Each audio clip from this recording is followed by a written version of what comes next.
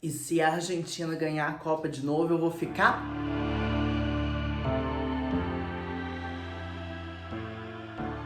Olá, senhores! Meu nome é Alessandra, a biblioteca está aberta e como vocês podem ver, temos um novo cenário porque a titia se mudou. Então eu ainda tenho que organizar algumas coisas aqui, ainda tenho que comprar uma estante direito. E aí eu também tava sem cola pra colar minha sobrancelha, mas é sobre isso, né? A gente vem aqui que o importante é o conteúdo, não é mesmo? Às vezes é a forma, mas isso só na teoria da literatura. Mas volta.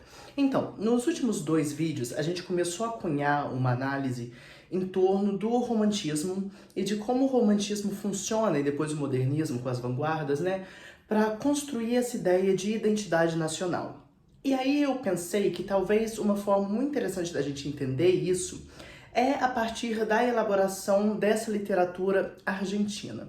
Por quê? Vamos lá. Quando a gente pensa aqui no caso do Brasil, a gente pensa, por exemplo, no indigenismo, na questão de trazer os indígenas para essa identidade nacional como algo que seria brasileiro antes da invasão portuguesa, certo?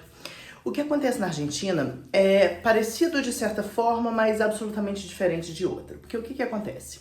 Quando os espanhóis chegam na Argentina, divide-se essa exploração por vários lugares. A grande maioria desses colonizadores ficam em Buenos Aires, na região que depois se tornaria a capital da Argentina e onde vai ter esse grande núcleo intelectual.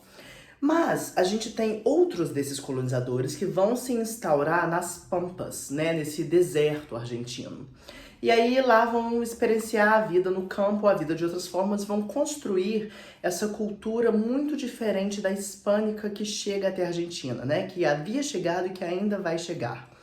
E aí no século XIX, a gente tem uma coisa que chama a emancipação do discurso literário, mas é um artigo que vai discutir o fato de que a literatura na América Latina se separa da cultura europeia ainda antes que esses países se separassem politicamente das suas colônias, né, como colônias dos seus colonizadores. E aí, a gente pensa aqui em alguns textos, né? Vamos trazer, antes de mais nada, do Sarmiento, o Facundo. O que vai ser o Facundo? Bom, vai ser esse personagem que tem uma inspiração ali no real e que traz como referência Rosas. E Rosas era o que a gente chama na Argentina de caudillos. O que eram os caudillos? Pensa um pouco na questão do coronelismo aqui no Brasil.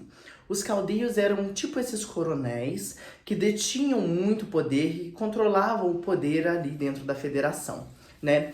E aí, nesse momento de emancipação da Argentina, a gente tinha uma divisão entre os federalistas e os unitários. O que isso queria dizer? Os unitários lutavam pela construção de um poder único que vai reger toda a Argentina, enquanto os federalistas, muitos dos caudilhos, queriam sustentar esse poder dividido, até porque estava na mão dos caudilhos, né? Então era relevante para eles que o poder continuasse dividido.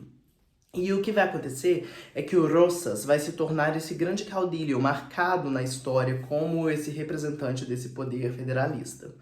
E o Sarmiento, quando constrói a história de Facundo, ele vai estar apontando uma crítica a Rosas. E aqui é muito interessante a gente pensar a literatura em um espaço que hoje em dia talvez soe absurdo para nós, especialmente tendo experienciado esse desencantamento do mundo, né, e com ele um desencantamento da arte.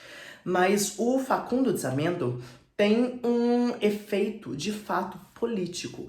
O Sarmiento visa a que a literatura dele consiga depor o poder de Rosas. Pra gente, hoje em dia, isso soa absurdo. Como um material literário vai conseguir ter um efeito de fato político? Mas tem. O Facundo de Sarmiento é uma das forças muito importantes para o rompimento desse poder federalista de Rosas. Então é um momento em que a relação entre literatura e política estava muito mais explícita do que hoje em dia. Lógico, a arte sempre foi política, a literatura sempre foi política, mas foi um momento de elaboração da realidade nacional em que isso tinha um efeito real. Claro, contudo, que o Facundo de Sarmiento vai ter alguns problemas. Por quê? Ele inicia um processo de separação entre civilização e barbárie, né, que vai perdurar na literatura e na cultura argentina por muito tempo. Então, de um lado, a gente tinha essa civilização que vem da Europa, etc, etc, e do outro, a gente tem a barbárie. E associado aos bárbaros estavam os gaúchos. E aí, o que é esse gaúcho? Porque o gaúcho argentino não é o nosso gaúcho, o gaúcho brasileiro, que a gente pensa do Rio Grande do Sul, né? O gaúcho argentino era esse sujeito que o romantismo vai tomar como se tomaram os indígenas aqui durante o indigenismo romântico, que vivem nas pampas argentinas, nesse deserto, e sobrevivem nesse espaço que é marcado pela barbárie. Só que eles possuem um conhecimento diferente daquele dos civilizados, né? Eles têm esse conhecimento em torno da pampa, que é esse lugar assustador para quem não a entende. E eles também possuem uma cultura diferente, tanto que depois eles vão ser obrigados a ir para os exércitos. Por quê? Porque eles iam para as pulperias e eles tinham essa cultura de cantar e de construção de cultura específica que o poder unitário não vai ver como algo bom e vai obrigar esses vagabundos a ir para os exércitos. E o Facundo vai trazer pela primeira vez essa imagem desses gaúchos para a literatura argentina. Agora vamos tomar cuidado com uma coisa. O Sarmiento não era gaúcho.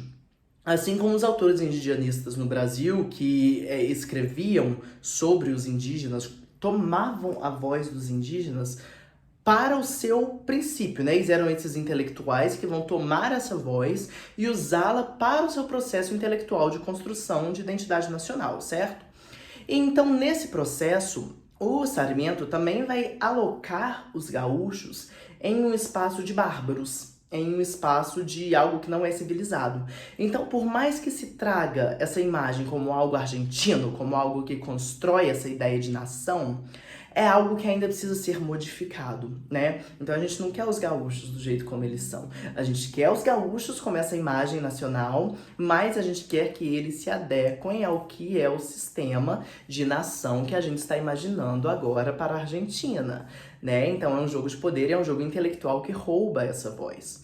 Então, a gente tem um texto seguinte que é o Martín Fierro. O Martín Fierro se torna uma referência dentro da literatura argentina que é, tipo assim, um dos grandes marcos. É o traiu ou não traiu deles. Mas o que é importante para mim na construção que a gente tem feito é que o Martín Fierro ele vai trazer uma outra perspectiva sobre o gaúcho e colocar esse gaúcho em um lugar bom, que o remove dessa perspectiva de civilização e barbárie, alocando ele no espaço da barbárie, né, e por conseguinte no espaço que precisa ser mudado, e construindo, inclusive, como o poder dito civilizatório vai oprimir esses gaúchos, obrigá-los a irem para o exército e tomar poder em cima de uma cultura que deveria ser reconhecida como argentina. Então, a gente tem uma adição e uma subversão ao processo que havia sido iniciado lá pelo Sarmiento, de construção do gaúcho como identidade nacional argentina. E existem algumas imagens nesses textos que vão ecoar eternamente na arte argentina.